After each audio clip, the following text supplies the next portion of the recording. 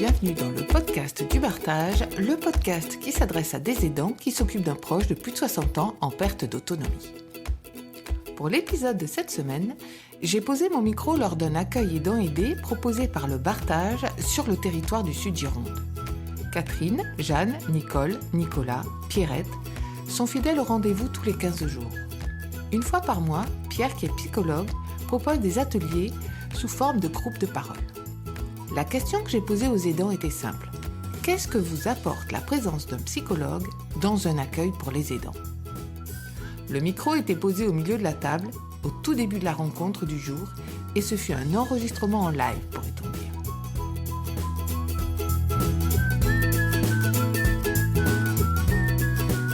À la fin de l'épisode, vous pourrez entendre Armelle.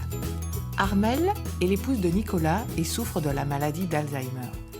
Perdue souvent dans l'espace et le temps, c'était la première fois qu'elle accompagnait son époux Nicolas lors de l'accueil du Bartage. Enfin, elle connaît le lieu et rencontre les personnes que Nicolas rejoint les vendredis tous les 15 jours. Elle en est ravie et l'exprime. Je vous laisse écouter, c'est une écoute courte, mais intense.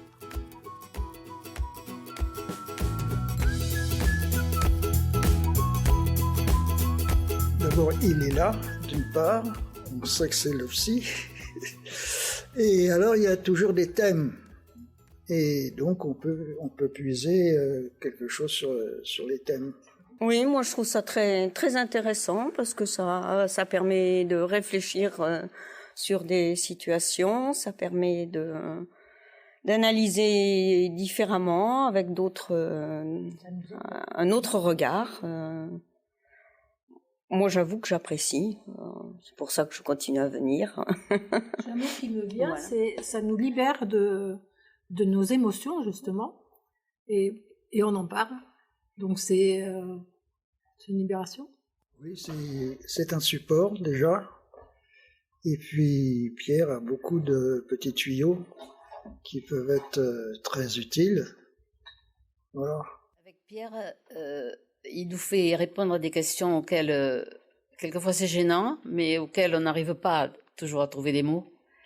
Et c'est ça, quoi. Il faut nous chercher venir nous chercher ce qui nous fait mal et dont on a besoin d'avoir un conseil comme ça. Et quelquefois, c'est vrai, c'est pas déstabilisant, mais ça fait mal parce que on est obligé de se livrer et de dire des choses auxquelles on n'a pas toujours envie de parler ou comme ça, quoi. C'est le but de nous, pour éventuellement après nous donner des tuyaux pour qu'on se stimule, peut-être essayer de surmonter ce qui ne va pas. Et les périodes auxquelles on a besoin d'être secouru. Et par des mots, donc, il sait faire. C'est très bien. Ça peut gêner dans le sens où on n'est peut-être pas habitué à se livrer, surtout sur des personnes qui n'ont pas l'habitude d'être se livrer. Mais après, le fait d'être en groupe, ça permet de s'ouvrir et puis à ce que ça sorte. De la sérénité. Je suis bien, moi, ici. Voilà. Moi, je voulais dire que j'étais très contente de connaître vraiment l'endroit où on parle tout le temps, etc. Mais là, je suis contente de vous voir tous, quoi. Voilà.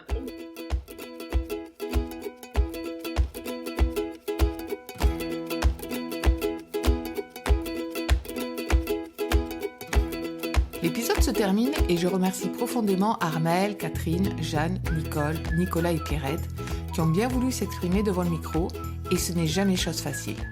Vous pouvez retrouver le témoignage de certains d'entre eux dans des podcasts précédents réalisés lors de la Journée nationale des aidants de 2022.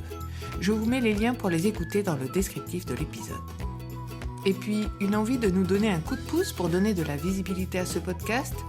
N'hésitez pas à le partager sur les réseaux sociaux ou transmettre son écoute à qui vous semble concerné. Vous avez même la possibilité de nous laisser 5 étoiles sur Apple Podcast et Spotify pour faire grandir son audience.